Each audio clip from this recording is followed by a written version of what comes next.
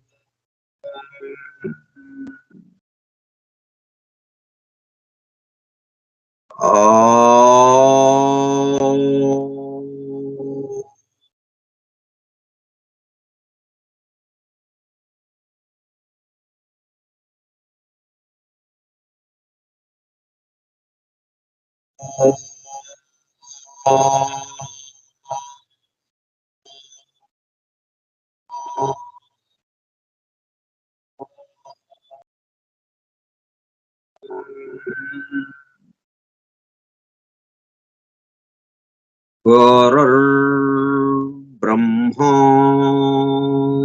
गुरुर्विष्णुः गुरुर्देवो महेश्वरः गुरुः साक्षात् परं ब्रह्मा तस्मै श्री गुरवे नमः।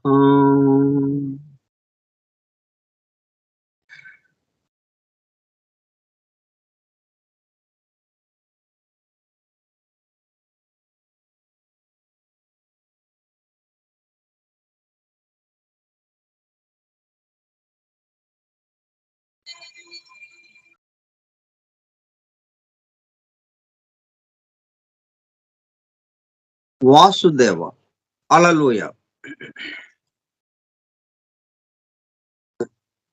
జాఫ్రీ హడ్సన్ ద్వారా మనకు అందింపబడిన అద్భుత దివ్య గ్రంథం the hidden wisdom in the Holy Bible. నిగూఢముగా రహస్యముగా దాగి ఉన్న దైవమే పరిశుద్ధ బైబిల్ గ్రంథము. బైబిల్ రహస్య ప్రకాశము. స్కైప్ గ్రూప్ సోదర సత్యాన్వేషక బృందమునకు స్వాగతం. అందరకు నమస్కారం.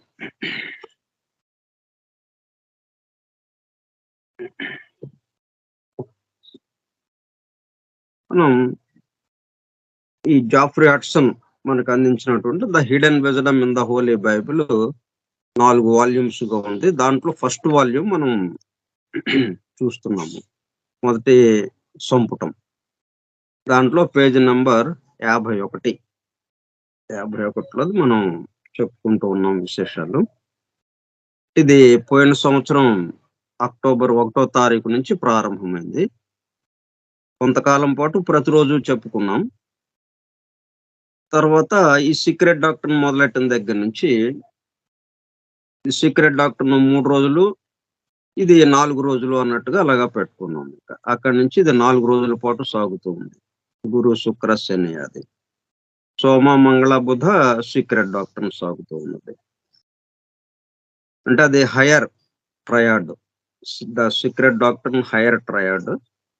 ఈ బైబిల్ కి సంబంధించింది లోయర్ క్వాటర్నరీ అన్నట్టుగా.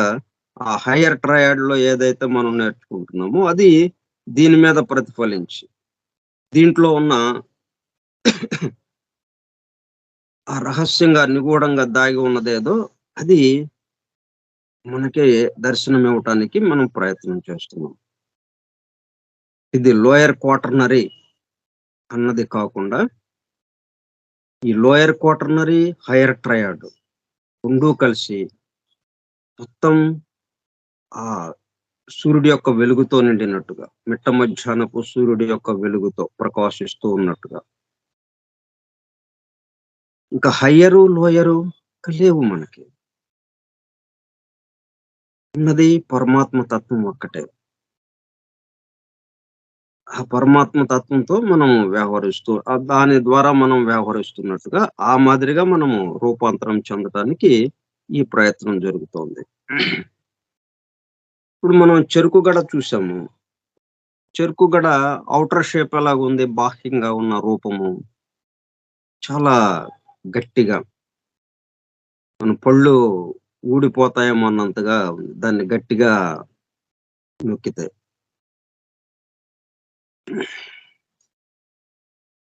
మరి దాని లోపల తియ్యటి రసం జాలువారుతుంది లోపల. ఆ తాగేవాడి కోసం, ఆ రసాన్ని పీల్చేవాడి కోసం అది సిద్ధంగా ఉంది. ఎవరొస్తారా? ఎవరు ఈ రసాన్ని పీల్చుకుంటారా అని. అయితే అంత తేలిగ్గా మళ్ళీ పెట్టలేదక్కడ. ఎళ్ళంగానే ఇలాగ తాగేయడం, గ్లాసులో పోసి రెడీగా ఉంటే మనం తాగుతాం చూడండి. అట్లా కాకుండా బయట మాత్రం చాలా హార్డ్‌గా, గట్టిగా ఉంది మరి. దాన్ని సమీపించాలంటే అబ్బా! ఇంత గట్టిగా ఉంది. ఇంకా ఎట్లా చేస్తాం మనం? లోపల అసలేముందో మనకు తెలియదు. తీసేయండి అన్నట్టుగా మనకి భావన కలుగుతుంది. ఇక్కడ 2 విషయాలు మనకి తెలుస్తున్నాయి. బాహ్య రూపం హార్డ్‌గా, డెన్స్ ఫిజికల్ మ్యాటర్‌గా ఉంది. లోపలికెళ్ళేటప్పటికల్లా తియ్యటి రసం మనకు అందుబాటులో ఉంది. అట్లాగే ప్రతి వస్తువు, ప్రతి అణువు, ఈ సృష్టి సమస్తం రెండిటితో నిండి ఉన్నది. బాహ్య రూపం, ఆ బాహ్య రూపాన్ని ఆశ్రయించి ఉన్నటువంటి, ఆ రూపాన్ని నడుపుతున్నటువంటి జీవము, చైతన్యం, లైఫ్ అండ్ ఫార్మ్, ఈ 2 విభాగాలతో ఈ సమస్త విశ్వము నిండి ఉన్నది. మనం ఏం చేస్తున్నామంటే ఫార్మ్‌తో ఆగిపోతున్నాం. బాహ్య రూపంతో ఆగిపోతున్నాం. దానివల్ల సగమే తెలుస్తుంది మనం. ఆ రసాన్ని మనము ఆస్వాదించలేకపోతున్నాం. దాన్ని పిండుకొని మనము దాన్ని చక్కగా అది తాగలేకపోతున్నాం మనం. ఆ రుచిని, ఆ మాధుర్యాన్ని మనము పొందలేకపోతున్నాం. ఎందుకంటే బాహ్యం వరకే ఆగిపోయేటప్పటికల్లా. అందుకని ఇప్పుడు మనం ఏం చేస్తున్నాం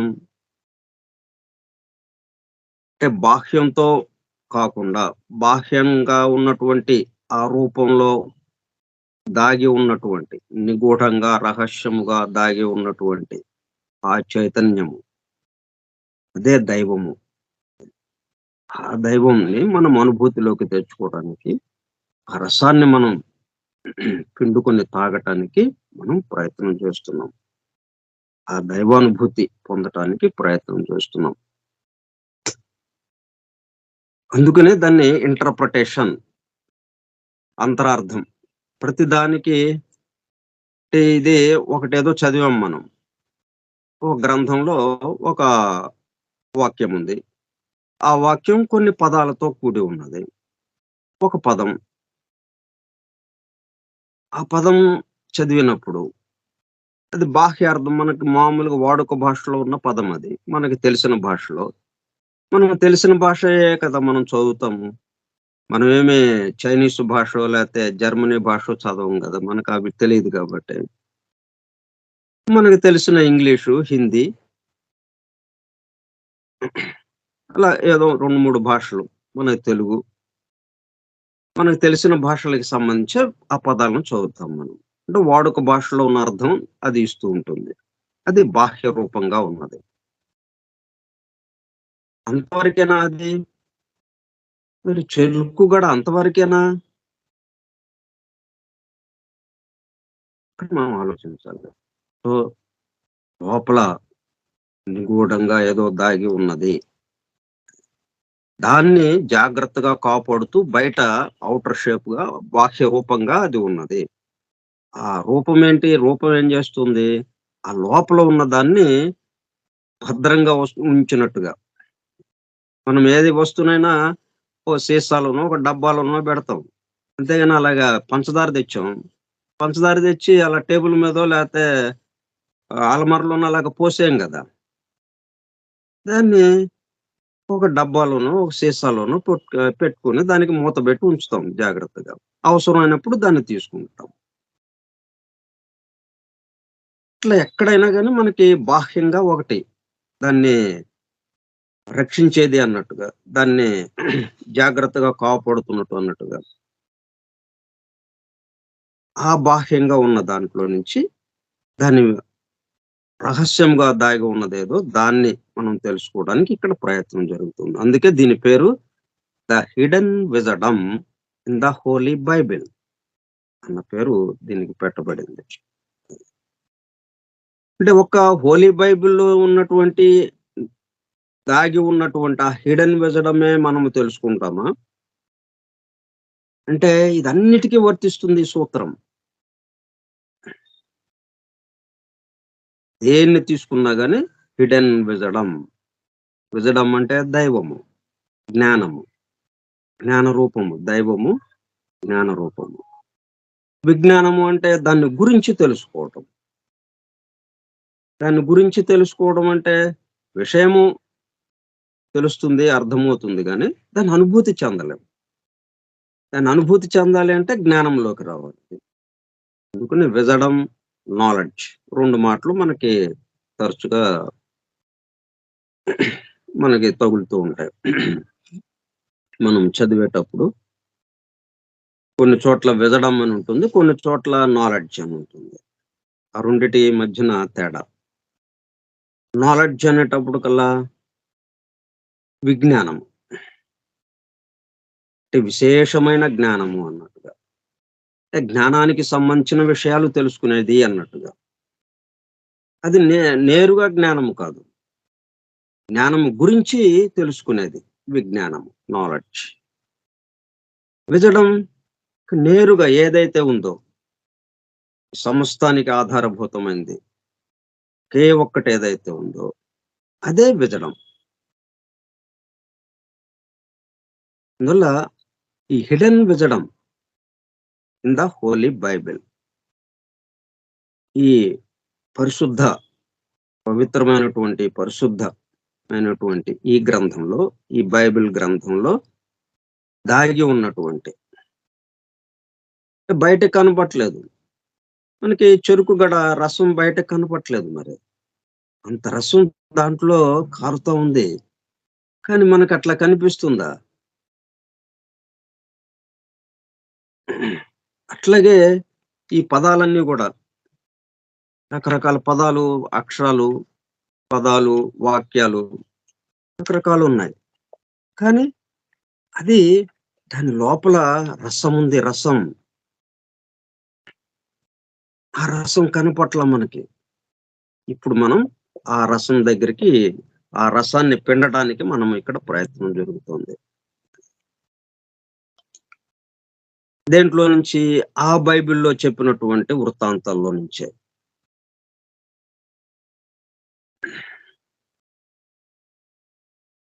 అంటే ఒక చెరుకు గడ మనం ఎదురుగా పెట్టినట్టు. ఈ బైబిల్ గ్రంథం మన ఎదురుగా ఉంది అంటే అర్థం ఏంటి? ఒక చెరుకు గడ మనకెదురుగా పెట్టినట్టు.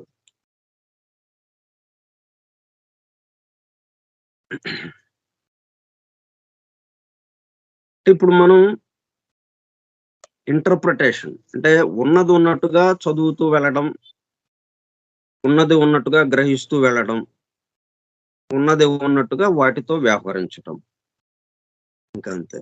అంటే చెరుకు గడ ఎలాగైతే ఉందో, ఆ బాహ్యంగా ఆ రూపంతోనే మనం వ్యవహరించటం. అక్కడితో ఆగిపోవటం. అది ఒక పద్ధతి. అప్పుడేంటి? ఆ రసం మనకు అందుబాటులోకి రాదు. దాని లోపల నిగూఢంగా, రహస్యంగా దాగి ఉన్న విషయం మనకు అందుబాటులోకి రాదు. బాహ్యమైన విషయాలే మనకు అందుబాటులోకి వస్తుంటాయి. బాహ్యమంతా రూప జగత్తుకి సంబంధించింది. ఇక్కడ మనం ప్రధానంగా ఒక నిర్ణయం తీసుకోవాలి మనం ఇక్కడ.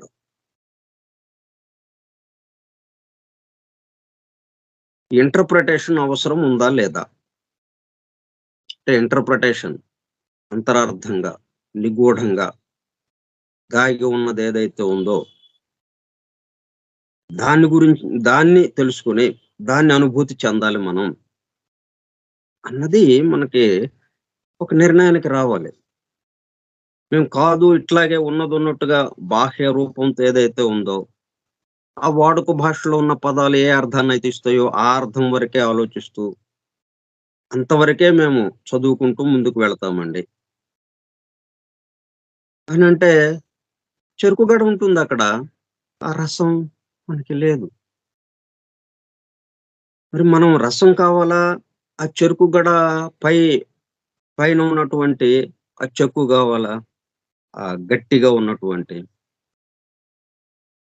దాన్నేం జేసుకుంటాం మనం?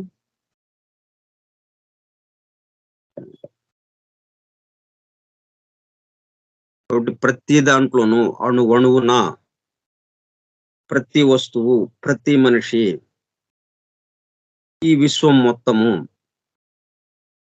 ఈ విశ్వంలో ఉన్నటువంటి అంతరిక్షంలో ఉన్నటువంటి, ఈ ఖగోళంలో ఉన్నటువంటి నక్షత్రాలు, గ్రహాలు ఏది తీసుకున్నా గాని 2గా ఉన్నాయి. 2గా రూపము, జీవము. ఇది మనకి ప్రధానంగా మనకి తెలివిడి అవ్వాలి అది. కాబట్టి రూపంతో ఆగిపోకుండా. రూపము కావాలి. కానీ రూపంతో ఆగిపోకుండా జీవం దగ్గరికి మనం వెళ్ళాలి. ఆ చైతన్యం దగ్గరికి మనం వెళ్ళాలి. చైతన్యం దగ్గరికి వెళ్ళాలి అంటే దాంట్లో మరి నిగూఢంగా, రహస్యంగా ఏమి దాగి ఉన్నదో దాన్ని అనుభూతి చెందటానికి మనం ఇక్కడ దాన్ని అనుభూతి చెందిన వాళ్ళు. ఇప్పుడు మనం దాంట్లో రసం ఉందని మొట్టమొదటిసారిగా మనం చెరుకు గడను చూసాము. చెరుకు గడను చూసినప్పుడు దాంట్లో ఏముందని మనకి తెలీదు గదా! ఎవరో చెప్పాలి. ఎవరు జెప్పాలి? దాంట్లో రసముంది అన్న విషయాన్ని వాళ్ళు అనుభూతి చెంది, ఆ రసాన్ని పిండుకొని, వాళ్ళు ఆ రసాన్ని తాగి, దాని యొక్క మాధుర్యాన్ని వాళ్ళు గ్రోలిన తర్వాత, ఆ మాధుర్యాన్ని వాళ్ళు అనుభవించిన తర్వాత, వాళ్ళు చెప్పగలుగుతారు. ఇదిగో ఇట్లా గాదు, బాహ్యంగా ఉన్నదే కాదు మీకు, ఈ లోపల ఉన్నది అసలైంది అని వాళ్ళు చెప్తారు. ఆ అనుభూతి చెందిన వాళ్ళు. అట్లా అనుభూతి చెందిన వాళ్ళే మనకి సీక్రెట్ డాక్టర్‌ని అందించారు. ఆ సీక్రెట్ డాక్టర్ యొక్క వెలుగులో మొత్తం పవిత్ర గ్రంథాలన్నిటిని, వీటిలో ఉన్న విషయాలన్నిటిని, దాంట్లో ఉన్న రసాన్ని మనకు అందజేయడానికి వాళ్ళు ముందు ఆ రసం తాగారు. తాగి మీరు కూడా తాగండి అని చెప్పి మనకి అందుబాటులోకి తీసుకొచ్చారన్నమాట ఇది. ఆ పద్ధతిలో మనం దీన్ని అధ్యయనం చేస్తున్నాం. అధ్యయనం అంటే అర్థమేంటి? దాంట్లో ఉన్నదాన్ని మనము పిండుకొని తాగాలి.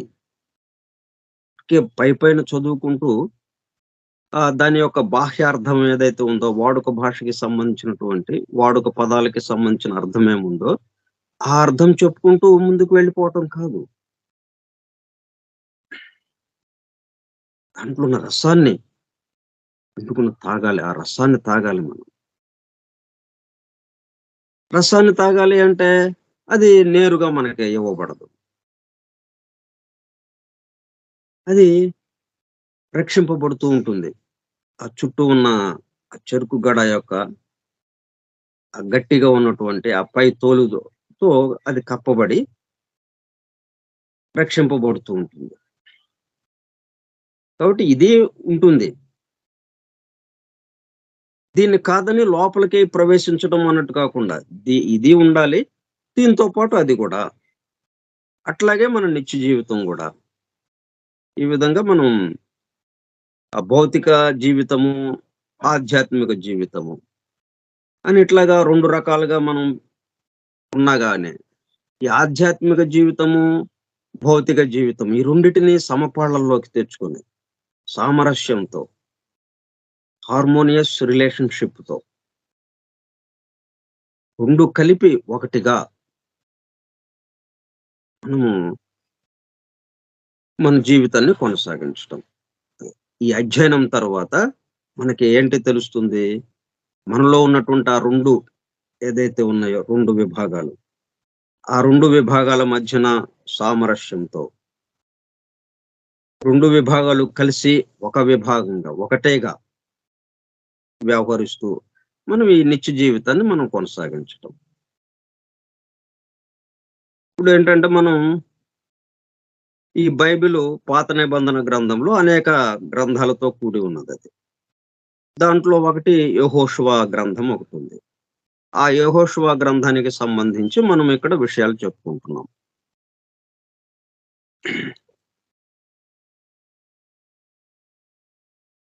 In terms of physical life and conduct, this may be taken to imply attainments of the power to rule all outer activities.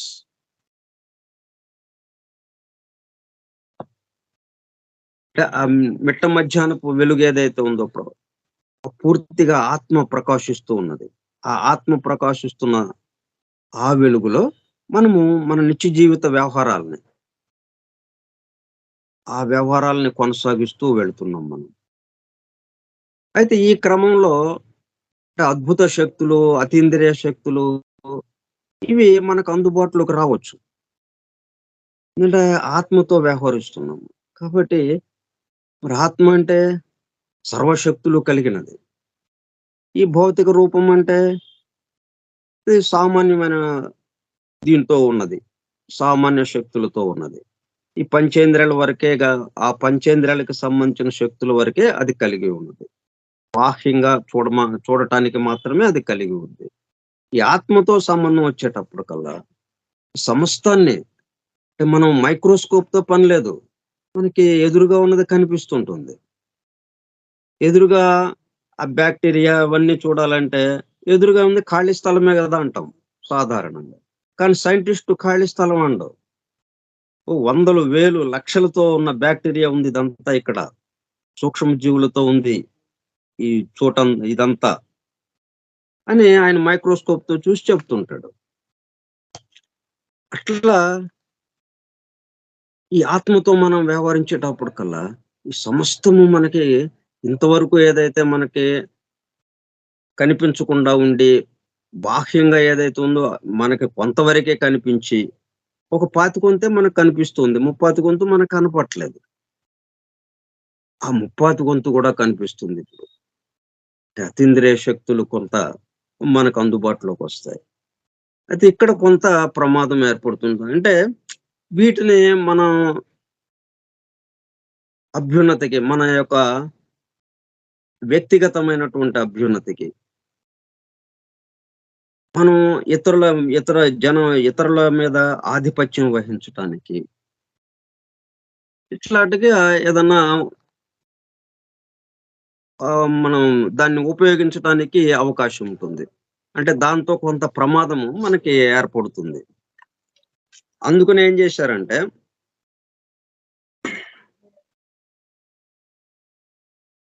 attainments of the power to rule all outer activities by spiritual will and according to spiritual laws. అయితే ఇట్లా నిత్య జీవితాన్ని మనము గడుపుతున్నాము. Since this power is dangerous, ఈ మాదిరిగా ఆత్మతో వ్యవహరించడం, ఆత్మ ఈ భౌతిక దేహము ఈ 2 కలిసిపోయి ఆత్మగా అయిపోయి ఆత్మతో ఆత్మ అన్నట్టుగా ఉన్నదంతా ఆత్మే అన్నట్టుగా మనం వ్యవహారం నడుపుతుంటే అది దేనికి దారి తీస్తుందంటే అందరిలో కాదు, పవర్ ఈజ్ డేంజరస్. ఇటువంటి అతీంద్రియ శక్తులకి సంబంధించిన ఈ శక్తి కొంత ప్రమాదకరమైన విషయానికి తీసుకెళ్తుంది మనల్ని. The way to it's attainment is concealed. అందుకని ఏం చేశారంటే మనకి వెంటనే తెలిసేటప్పుడు కల్లా అంటే మనం ఏ స్థితిలో ఉన్నా గానీ అది వెంటనే తెలిసిపోతే అది మన స్వార్థానికి ఉపయోగించుకుంటామేమో అని చెప్పి కన్సీల్డ్ దాన్ని భద్రంగా దాచిపెట్టారు. ఈ రూప రూపానికి లోపల, బాహ్య రూపానికి లోపల ఏది ఎక్కడున్నా గాని బాహ్య రూపము దాన్ని దాచేసింది. Concealed even while revealed under a veil of symbology.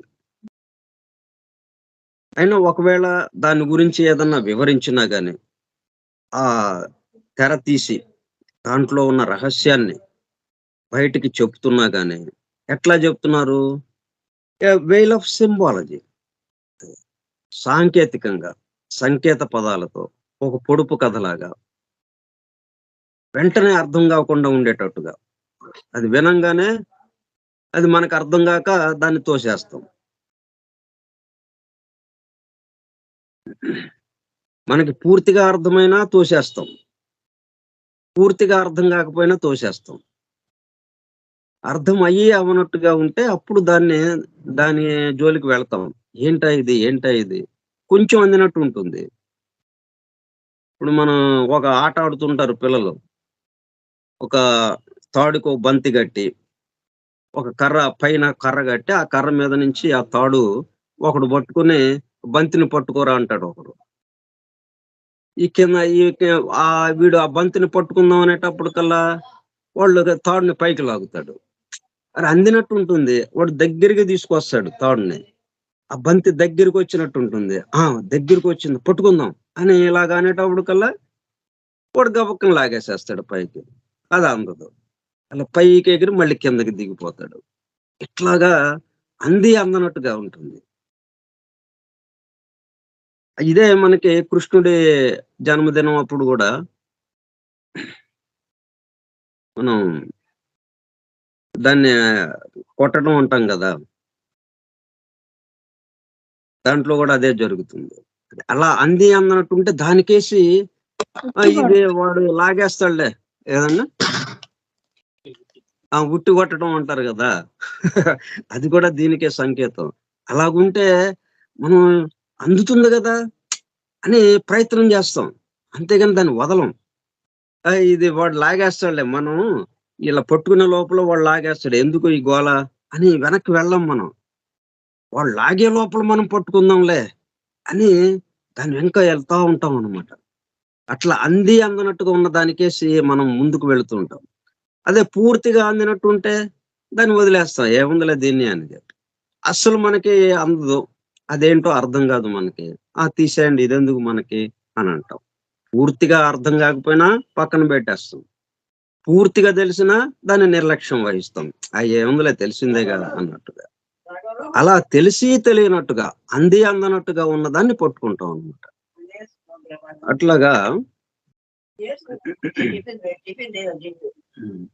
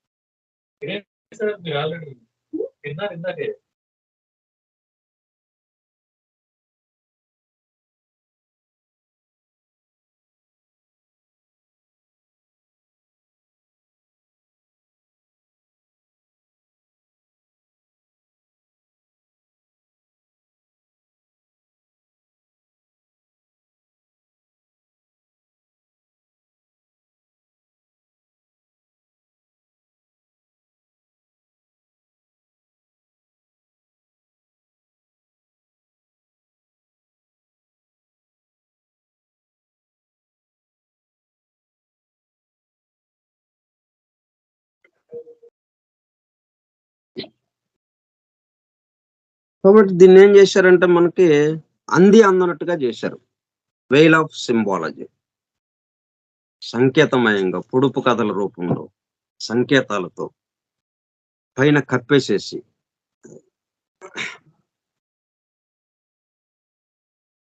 మనకి నేరుగా కనపడకుండా ఆ భౌతిక రూపంతో కప్పేసేసి వెయిల్ ఆఫ్ సింబాలజీ.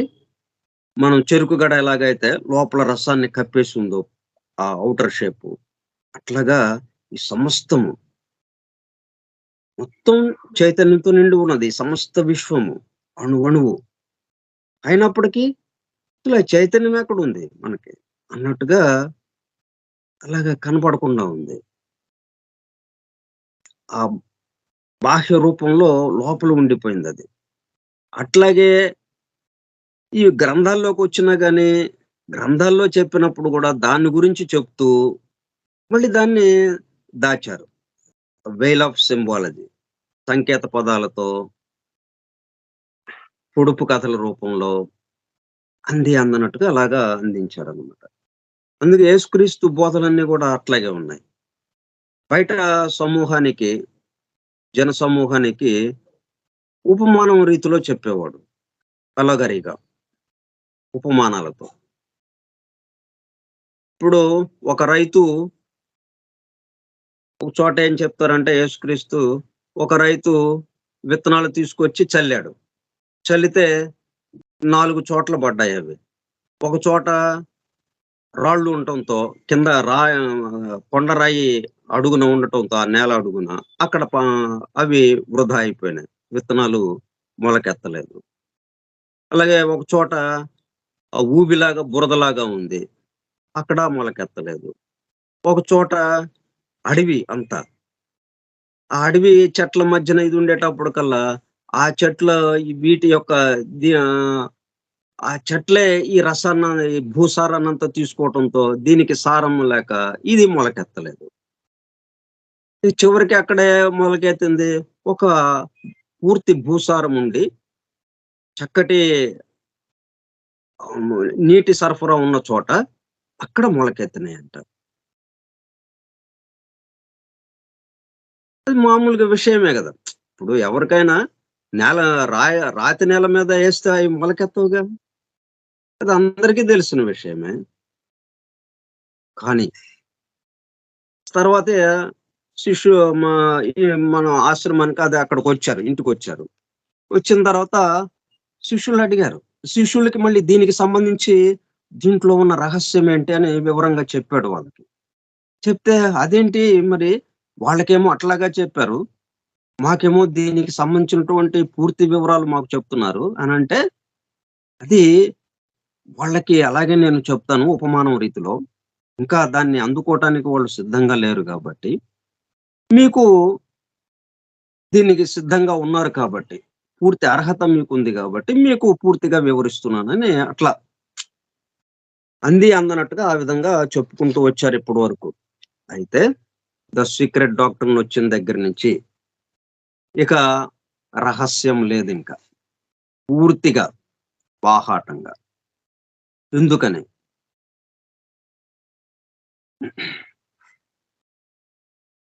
ఎందుకని అంటే, ఇప్పుడు గనక చెప్పకపోతే, ఇది ఇంకా రహస్యంగానే ఉంచితే, పూర్తిగా బైబిల్‌ని మూసేస్తారు. మత గ్రంథం, పవిత్ర గ్రంథాలన్నీ మూసివేయబడతాయి. ఎందుకంటే ఒక పక్కన సైన్సు అద్భుతమైన వేగంతో వెళ్ళిపోతా ఉంది.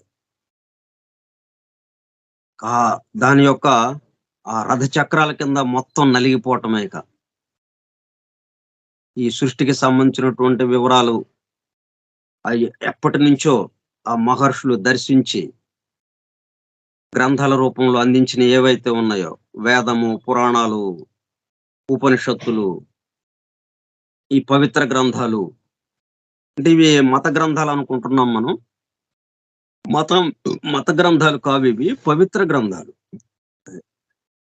పవిత్ర గ్రంథం అని ఎందుకు పేరు పెట్టారు? అది చదివితే చదివిన వాడు పవిత్రుడు అవ్వటం కోసం.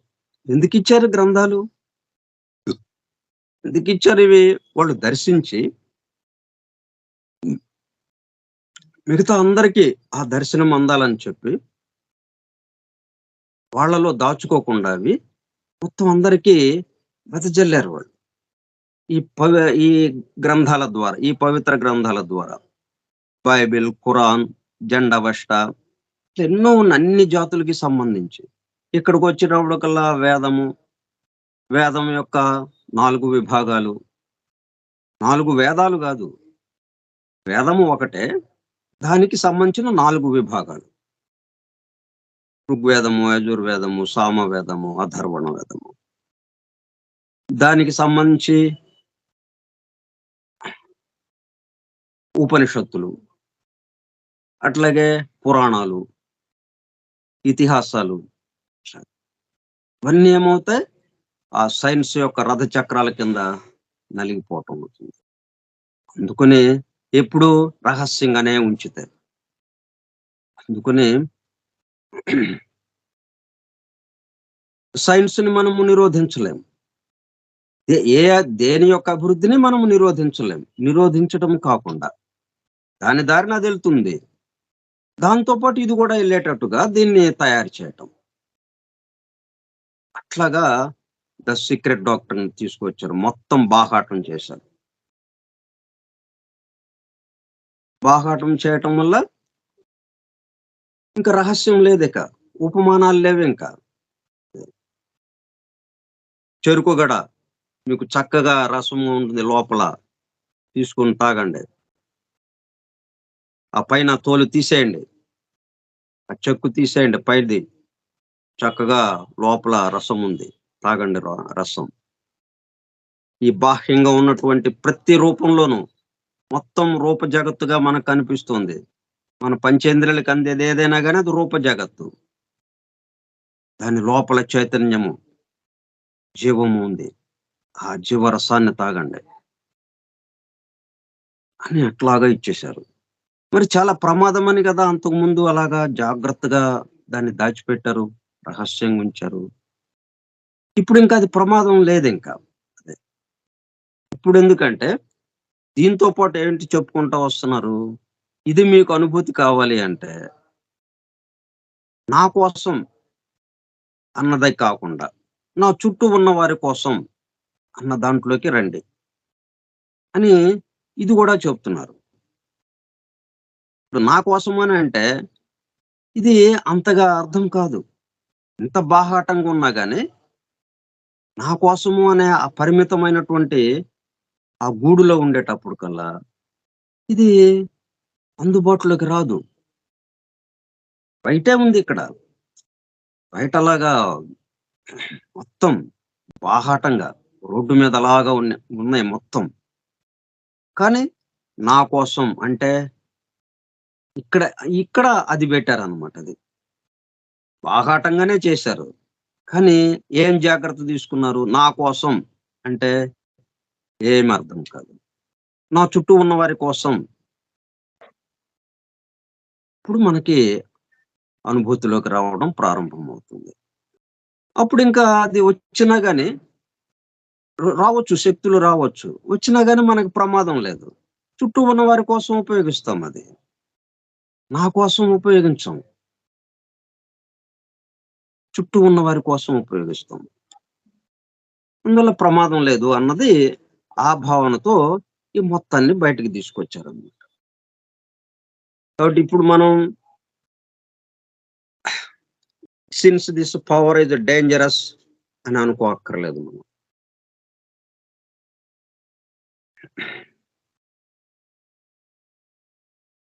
The way to it's attainment is concealed. అందుకనే అంతకుముందు దాయబడి ఉంది. అంటే పవిత్ర గ్రంథాల నిండా ఎలాగో ఉంది, దాయబడి ఉంది, కన్సీల్డ్. ఈవెన్ వైల్ రివీల్డ్, ఎక్కడన్నా అక్కడక్కడ బయటికి చెప్పినా గానీ దాని యొక్క రహస్యాన్ని వివరించినా గానీ under a veil of symbology, ఒక సంకేతంగా, ఒక పొడుపు కథగా అక్కడ వివరింపబడింది. And indeed of absurdity, indeed of absurdity.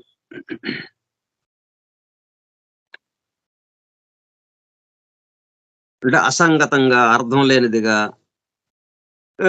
ఏంటిది అని మనం వెళ్ళిపోతాం. అది అట్లాగా ఆ చెప్పబడ్డ విషయాన్ని మనము వింటే ఏమవుతుంది, మన నిత్య జీవితానికి అక్కడ చెప్పిన దానికి పొంతన కుదరదు. చాలా అసంగతంగా ఉంటుంది. అసంబద్ధంగా ఉంటుంది. తీసేయండి అని మనం దాన్ని వదిలేస్తాం.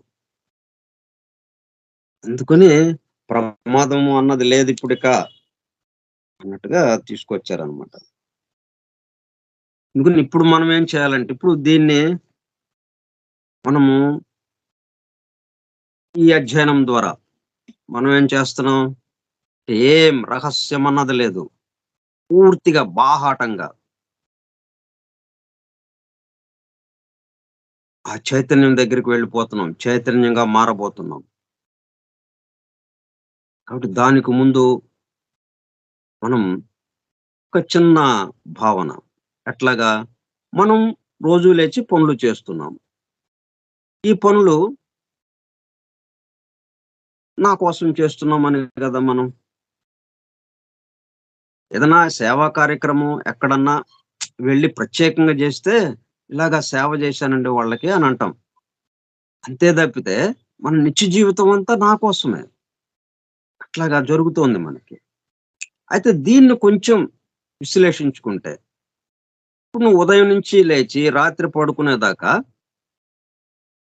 ఎవరికి చేస్తున్నావు? పనులు చేస్తున్నాం గదా! పనులు చేయకుండా ఎవ్వడు లేడు. వాడు ఆ రోజంతా పని చేయకుండా పడుకున్నాడు. అది కూడా ఒక పనే. ఎందుకంటే తర్వాత చేయబోయే పనికి కావాల్సినటువంటి శక్తిని సమకూర్చుకుంటున్నాడు వాడు. ఖాళీగా పడుకున్నాడని అనుకుంటాం మనం. కానీ నెక్స్ట్ రేపు, ఎల్లుండో చేయబోయే పనికి కావాల్సిన సర్వశక్తిని వాడు సమకూర్చుకుంటున్నాడు. అలాగా ఖాళీగా పడుకోవటం ద్వారా. కాబట్టి అది గూడా పనే.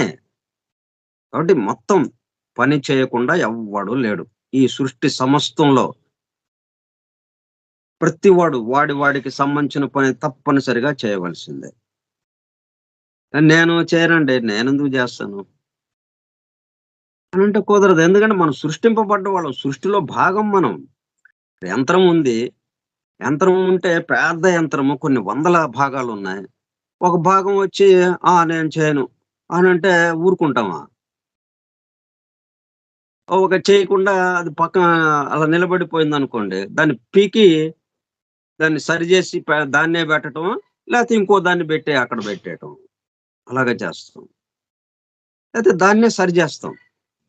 ఎందుకిట్లాగా ఆగిపోయిందా అని చూసుకొని, దాన్ని కొంచెం మెరుగులు దిద్ది, మళ్ళా ఆ పార్ట్ దగ్గరికి తీసుకెళ్ళిపోయి అది ఎక్కడ ఉందో అక్కడ దాన్ని బిగించేస్తాం. తప్పనిసరిగా పని చేయాలి. పని చేయకుండా కుదరనే కుదరదు. అంటే సృష్టిలో భాగం మనం. సృష్టింపబడ్డ వాళ్ళం. కాబట్టి మనం ఏం చేస్తున్నాం ఇప్పుడిక్కడ? ఉదయం లేచిన దగ్గర నుంచి రాత్రి పడుకునేదాకా నిద్రతో సహా మనం పని చేస్తూ ఉన్నాం. అయితే ఈ పనులు ఎలా జేస్తున్నాం?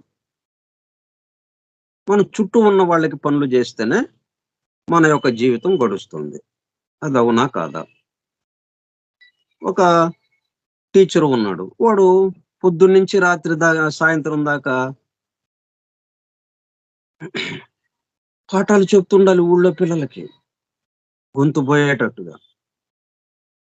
మొత్తం ఊళ్ళో పిల్లలకి. వాడి పిల్లలకి గాదు చెప్పేది. ఊళ్ళో పిల్లలకి పాఠం ఉదయం నుంచి సాయంత్రం దాకా చెప్తే గాని వాడికి రోజు గడవదు. ఇప్పుడు వాడు ఏం జేస్తున్నాడు? ఊళ్ళో పిల్లలకి చదువు జెప్తున్నాడా? లేదా? ఊళ్ళో పిల్లలకి చదువు చెప్తున్నాడు. కానీ వాడిని అడిగితే ఏమంటాము? నా భుక్తి కోసం, నా జీవనం కోసం, నా కుటుంబం గడవటం కోసం, నా జీవనం కోసం ఈ పని జేస్తున్నాను. ఇట్లాగా చెప్తే నాకు డబ్బులొస్తాయి. ఆ డబ్బులతో నేను నా కుటుంబాన్ని పోషించుకుంటాను. అది గదా! కానీ నువ్వు పని జేసేది ఎవరికి? చుట్టూ ఉన్న వాళ్ళకి. ఇక్కడ మనం కొంచెం ఆలోచించి, అరే! చుట్టూ ఉన్న వాళ్ళకి పని జేస్తా, నా కోసమని అంటావేంటి? అంత గొప్ప పనిని ఎంత తక్కువ స్థాయికి దించేసుకున్నాం మనము. కాబట్టి ఏం జేస్తున్నారండి మీరు? ఊళ్ళో ఉన్న పిల్లలందరికీ నేను చదువు జెప్తున్నా. నాకొచ్చిన విద్య అది. నాకు వచ్చినటువంటి పని. వాళ్ళకి మొగ్గల్లాగా ఉన్నటువంటి వాళ్ళని పువ్వుల్లాగా వికసించేటట్టు చేస్తున్నా. వాళ్ళకి మొత్తం విషయాలన్నీ నేర్పుతున్నాను నేను. నాకు తెలిసిందంతా వాళ్ళకి చెప్తున్నాను. ఎంత గొప్పగా ఉందది. అట్లాగంటే మీకు జీతం ఇవ్వకుండా ఉంటారా? మీకు రావాల్సిన జీతం మీకొస్తుంది. జీతం మీ వెనకబడి వస్తుంది. పని ముందెళ్ళిపోతుంటుంది. సింహంలాగా దర్జాగా, ఏనుగులాగా. ఏనుగు తను తల వంచదు ఆహారం కోసం. మనం ఎగిరే దానికి ఆహారాన్ని అందించాలి. అట్లాగా. కాబట్టి మన చుట్టూ ఉన్న వాళ్ళకి పనులు చేస్తున్నాం. అది మనం జాగ్రత్తగా విశ్లేషించుకుంటే తెలిసే విషయం అది. దాంట్లోకొచ్చేసామా, ఏం జేస్తున్నారు? నా చుట్టూ ఉన్న వాళ్ళ కోసం, నా చుట్టూ ఉన్న వాళ్ళ కోసం. అప్పుడు ఇవి బాహాటంగా ఉండి అంతకుముందు ఏదైతే మనకు అర్థం గాకుండా ఉన్నాయో, ఆ బాహ్య రూపం వరకే ఆగిపోయి ఉన్నాము. ఇప్పుడు బాహ్య రూపము, దాంతో పాటు ఉన్న జీవము 2 కలిసిపోయాయి. ఈ సమస్తము ఒక్కటిగా మనకు దర్శనమిస్తుంది. ఇంకప్పుడు అతీంద్రియ శక్తులొస్తాయి. రకరకాల శక్తులు రావచ్చు మనకి. మనమేమి దానికోసం వెంపర్లాడలా. అవొస్తాయి. వస్తే మనం ఏం చేస్తాం? మన చుట్టూ ఉన్న వాళ్ళకి ఉపయోగిస్తాం. అందుకే మనం ఇక ఇప్పుడు అంతకు ముందులాగా ఈ పవిత్ర గ్రంథాలు ఇచ్చిన సమయంలో గాని, ఇవన్నీ చాలా ప్రమాదకరంగా మారుతాయి గాబట్టి జాగ్రత్తగా రహస్యముగా దీన్ని ఉంచి అలాగా వీళ్ళకి అందజేస్తున్నాం అన్నది ఇప్పుడు లేదు. అందుకే మనం ఈ అధ్యయనం ద్వారా, ఈ సీక్రెట్ డాక్ట్రిన్ ద్వారా ఏమైంది? మొత్తం బాహాటంగా బయటకొచ్చింది. దాని ఆధారంతోనే, దాని వెలుగుతోనే అదొక టార్చ్ లైట్‌గా పెట్టుకొని, ఈ పవిత్ర గ్రంథాలు చదివేటప్పుడు కల్లా దీంట్లో ఉన్న జీవము, ఆ చైతన్యం దర్శనమవుతూ ఉంది. అనుభూతిలోకొచ్చేస్తుంది. అట్లా అనుభూతి చెంది జాఫ్రీ హాడ్సన్ దాంట్లో ఉన్న విషయం మొత్తాన్ని మనకందించాడు. ఇంక ఇక్కడ పొడుపు కథలు లేవు. ఉపమాన రీతిలో చెప్పడాలు లేవు. అట్లాగే ఇక్రాల కృష్ణమాచార్య భాగవతాన్ని, ఆ భాగవత పురాణంలో ఉన్న రహస్యాల్ని మొత్తాన్ని బాహాటంగా వెల్లడి చేశాడు. ఆ థియోసఫీ అనే వెలుగుతో, ఆ వెలుగులో. అదన్నమాట. కాబట్టి మనం ఇంకా మిగతా విషయాలు మనం రేపు చెప్పుకుందాం.